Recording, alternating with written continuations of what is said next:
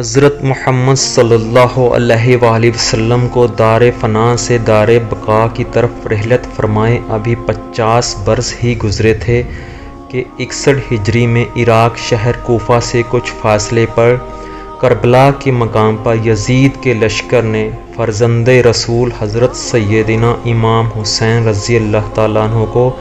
سفر کی حالت میں ان کے اہل و عیال رفقا سمیت شہید کر دیا۔ خلافت راشدہ کا 30 سالہ دور حضرت امام حسن رضی اللہ تعالیٰ عنہ پر مکمل ہو چکا تھا اور پھر بادشاہت کی ابتدا حضرت امیر معاویہ سے ہوئی۔ جب 60 ہجری میں حضرت سیدنا امیر معاویہ رضی اللہ تعالیٰ عنہ کا انتقال ہوا اور یزید ان کا جانشین بنا، تب تخت حکومت پر بیٹھتے ہی ان کے لیے سب سے اہم مسئلہ حضرت سیدنا امام حسین رضی اللہ تعالیٰ عنہ، حضرت سیدنا عبداللہ بن زبیر رضی اللہ تعالیٰ عنہ اور حضرت سیدنا عبداللہ بن عمر رضی اللہ تعالیٰ عنہ سے بیعت لینے کا تھا، کیونکہ ان حضرات نے یزید کو امیر معاویہ کا والی عہد تسلیم نہیں کیا تھا۔ ان کے علاوہ حضرات سے یزید کو یہ بھی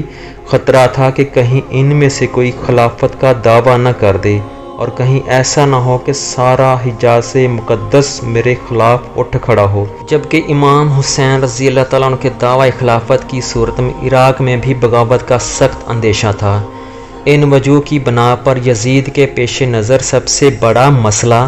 اپنی حکومت کی بقا اور اسے تحفظ دینا تھا، لہٰذا اس نے ان حضرات مقدسہ سے بیعت لینا ضروری سمجھا۔ چنانچہ اس نے مدینہ منورہ کے گورنر ولید بن عقبہ کو حضرت سیدنا امیر معاویہ کی وفات کی خبر دی اور ساتھ ہی ان حضرات مقدسہ سے بیعت لینے کے لیے سخت تاکیدی حکم بھیجا۔ ولید نے حضرت سیدنا امام حسین رضی اللہ تعالیٰ عنہ کو حضرت سیدنا امیر معاویہ رضی اللہ تعالیٰ عنہ کی وفات کی خبر دی اور یزید کی بیعت کے لیے کہا۔ آپ رضی اللہ تعالیٰ عنہ نے تعزیت کے بعد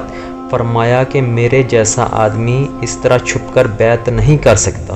اور نہ میرے لیے اس طرح چھپ کر بیعت کرنا مناسب ہے۔ اگر آپ باہر نکل کر عام لوگوں کو ان کے ساتھ ہمیں بھی دعوت دیں تو یہ مناسب ہوگا۔ یزید کی بیعت حضرت سیدنا امام حسین رضی اللہ تعالیٰ عنہ کو قلبی طور پر سخت ناپسند تھی، کیونکہ وہ نااہل تھا اور اس کا تقرر بھی خلفائے راشدین کے اسلامی طریقہ انتخاب کے بالکل خلاف ہوا تھا، اس لیے آپ احتجاجاً اس کے خلاف تھے اور دوسری طرف حالات اجازت نہیں دے رہے تھے آپ علی العلان اس کے خلاف آواز بلند کریں، لہٰذا آپ رضی اللہ تعالیٰ عنہ نے اپنے اہل و عیال اور عزیز و اقارب کے ساتھ مل کر مدینہ منورہ سے مکہ مکرمہ کی طرف ہجرت فرما لی۔ آپ رضی اللہ تعالیٰ عنہ کے مکہ مکرمہ پہنچنے کی خبر سن کر لوگ جوک در جوک آپ کی خدمت میں حاضر ہو کر زیارت کا شرف حاصل کرنے لگے۔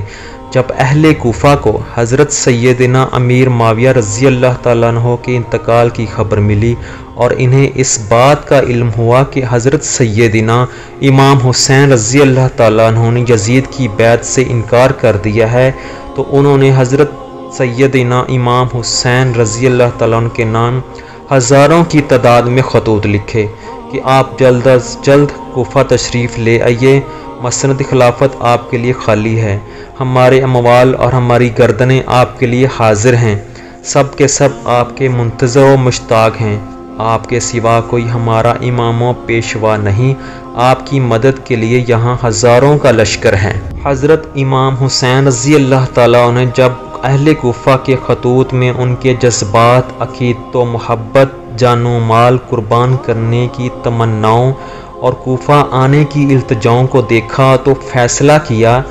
کہ حالات معلوم کرنے کے لیے پہلے اپنے چچا زاد بھائی حضرت مسلم بن عقیل کو بھیجا جائے۔ چنانچہ آپ نے اہل کوفہ کے نام ایک خط لکھ دیا اور فرمایا کہ آپ کوفہ جا کر بذات خود براہ راست حالات کا صحیح اندازہ لگا کر ہمیں اطلاع دیجیے، اگر حالات سازگار ہو تو میں بھی آ جاؤں گا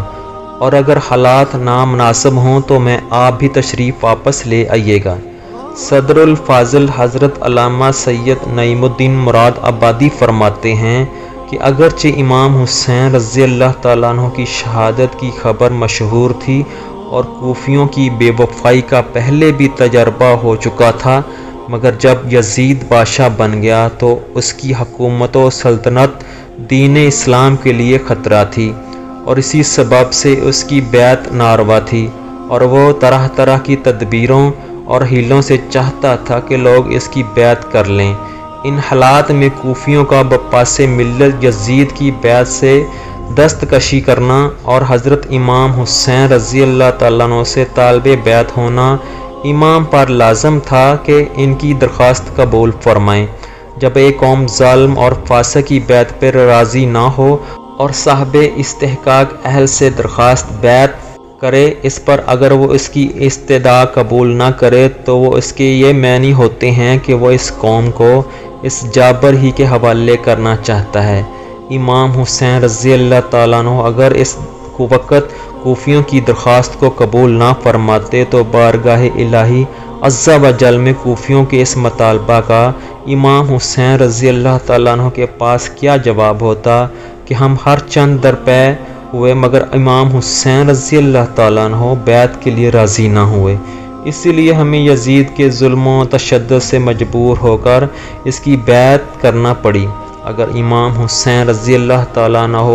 ہاتھ بڑھاتے تو ہم ان پر جانیں فدا کرنے کے لیے حاضر تھے۔ یہ مسئلہ ایسا درپیش آیا جس کا حل بس اس کے اور کچھ نہ تھا کہ حضرت امام حسین رضی اللہ تعالیٰ عنہ کی دعوت پر لبیک فرمائیں۔ اگرچہ اکابر صحابہ کرام حضرت ابن عباس، حضرت ابن عمر،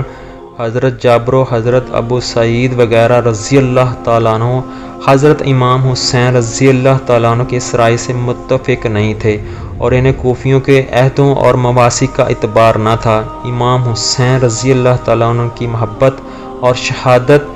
حضرت امام حسین رضی اللہ عنہ کی شہرت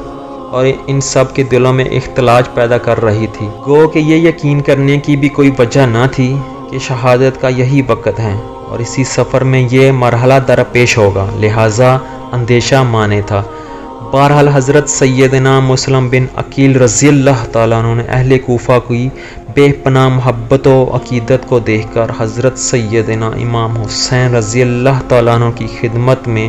خط لکھ کر بھیجا کہ ہزاروں افراد نے میرے ہاتھ پر بیعت کر لی ہے اور یہاں کے سب لوگ آپ کی تشریف آوری کے لیے منتظر ہیں۔ امام حسین رضی اللہ تعالیٰ عنہ نے اس اطلاع کے بعد کوفہ جانے کا عزم صمیم کر لیے، اور ادھر کوفہ میں بھی جو فساد برپا ہو چکا تھا اس کی آپ کو اطلاع نہیں ہوئی تھی۔ حضرت سیدنا امام حسین رضی اللہ تعالیٰ عنہ نے 3 ذی الحجہ 60 ہجری کو اپنے اہل بیت و خدام وغیرہ کی کل 82 افراد کو ہمراہ لے کر راہ عراق اختیار فرمائی۔ راستے میں حضرت سیدنا امام حسین رضی اللہ تعالیٰ عنہ کو کوفیوں کی بدعہدی اور حضرت سیدنا مسلم بن عقیل رضی اللہ تعالیٰ عنہ کی شہادت کی خبر مل گئی تھی۔ اس پر امام حسین رضی اللہ تعالیٰ عنہ کے رفقا کی آرامیں مختلف ہوئیں اور ایک بار آپ رضی اللہ تعالیٰ عنہ نے بھی واپسی کا قصد فرمایا، لیکن بہت گفتگو کے بعد یہی طے پایا کہ سفر جاری رکھا جائے اور واپسی کا خیال ترک کر دیا جائے۔ حضرت سیدنا امام حسین رضی اللہ تعالیٰ عنہ نے بھی اس رائے سے اتفاق کیا اور قافلہ آگے چل دیا، یہاں تک کہ حضرت سیدنا امام حسین رضی اللہ تعالیٰ عنہ نے کربلا میں نزول فرمایا۔ یہ محرم الحرام 61 ہجری کی 2 تاریخ تھی۔ آپ رضی اللہ تعالیٰ نے اس مقام کا نام دریافت کیا تو معلوم ہوا کہ اس جگہ کو کربلا کہتے ہیں۔ حضرت سیدنا امام حسین رضی اللہ تعالیٰ عنہ کو کربلا سے واقف تھے اور آپ کو معلوم تھا کہ کربلا ہی میں وہ جگہ ہے جہاں اہل بیت رسالت کو راہ حق میں اپنے خون کی ندیاں بہانی ہوں گی۔ انہی دنوں آپ رضی اللہ تعالیٰ عنہ کو حضور سیدنا حضرت محمد صلی اللہ علیہ وآلہ وسلم کی زیارت ہوئی۔ حضور علیہ السلام نے آپ کی شہادت کی خبر دی اور آپ کے سینہ مبارک پر دست اقدس رکھ کر دعا فرمائی، اے اللہ حسین کو صبر اور اجر عطا فرما۔ پھر ابن زیاد نے حضرت سیدنا امام حسین رضی اللہ تعالیٰ عنہ کو ایک خط لکھ بھیجا کہ یزید کی بیعت کر لیجئے۔ جب وہ خط آپ رضی اللہ تعالیٰ عنہ کے پاس پہنچا آپ نے اسے پڑھ کر پھینک دیا اور خط لانے والے کاسر سے فرمایا کہ اس وقت میرے پاس اس کا کوئی جواب نہیں۔ ایلچی نے آ کر ابن زیاد کو بتایا تو جواب سن کر ابن زیاد کا غصہ بڑھا اٹھا۔ اس نے لوگوں کو جمع کیا، فوجیں تیار کیں اور ان کا سپہ سالار عمر بن سعد کو بنایا جو ملک رے کا والی تھا۔ اولاً اس نے پہلو تہی سے کام لیا۔ اس پر ابن زیاد نے کہا کہ یا تو لڑنے کے لیے تیار ہو جائے یا پھر رے کی حکومت چھوڑ کر گھر بیٹھ جا۔ ابن سعد نے رے کی حکومت اختیار کی اور 22,000 سوار اور پیادہ لے کر لشکر نواسہ رسول حضرت امام حسین رضی اللہ تعالیٰ عنہ سے لڑنے چل پڑا،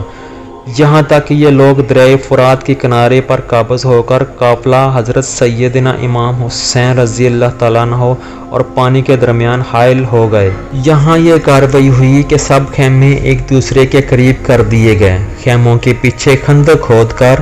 اسے نرکل وغیرہ خشک لکڑیوں سے بھر دیا گیا۔ اب امام حسین رضی اللہ تعالیٰ عنہ کے رفقا ان کاموں سے فارغ ہو کر حضرت سیدنا امام حسین رضی اللہ تعالیٰ عنہ کی خدمت میں حاضر ہوئے اور سیدنا امام حسین رضی اللہ تعالیٰ عنہ اپنے اہل و عیال اور ساتھیوں سے فرما رہے تھے کہ صبح دشمن سے ہمارا مقابلہ ہے۔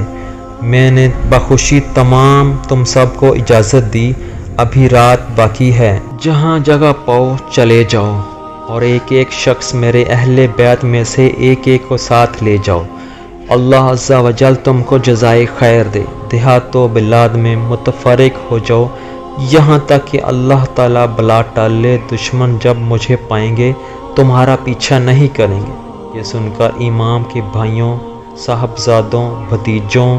اور عبداللہ بن جعفر کے بیٹوں نے عرض کی کہ ایسا ہم کس لیے کریں؟ اس لیے کہ آپ رضی اللہ تعالیٰ عنہ کے بعد زندہ رہیں۔ اللہ عز و جل ہمیں وہ منحوس دن نہ دکھائے کہ آپ نہ ہوں اور ہم زندہ رہیں۔ یہاں تک کہ ابن سعد نے اپنے لشکر کے ساتھ امام حسین رضی اللہ تعالیٰ عنہ اور آپ کے رفقا پر حملہ کر دیا۔ آپ کے رفقاؤ، احباب و برادرانوں، شہزادگان ایک ایک کر کے شہید ہوتے چلے گئے۔ تقریباً 50 سے زائد افراد شہید ہو گئے اور بالآخر حضرت امام حسین رضی اللہ تعالیٰ عنہ کو بھی بڑی بے دردی کے ساتھ شہید کر دیا گیا۔ یزید بن معاویہ ابو خالد اموی وہ بدبخت شخص ہے جس کی پیشانی پر اہل بیت کرام علیہم رضوان کے بے گناہ قتل کا سیاہ داغ ہے۔ یہی وہ شخص ہے جس پر ہر زمانے میں پوری دنیا اسلام ملامت کرتی رہی ہے اور قیامت تک اس کا نام حقارت سے لیا جائے گا۔ محرمات سے نکاح اور سود وغیرہ ممنوعات کو بھی اس بے دین نے علانیہ رواج دیا۔ مدینہ طیبہ و مکہ مکرمہ کی بے حرمتی بھی کرائی۔ 6 سال بعد ظالموں کے ساتھ بھی وہی ہوا جو حضرت امام حسین رضی اللہ تعالیٰ عنہ کے ساتھ کیا گیا۔ 6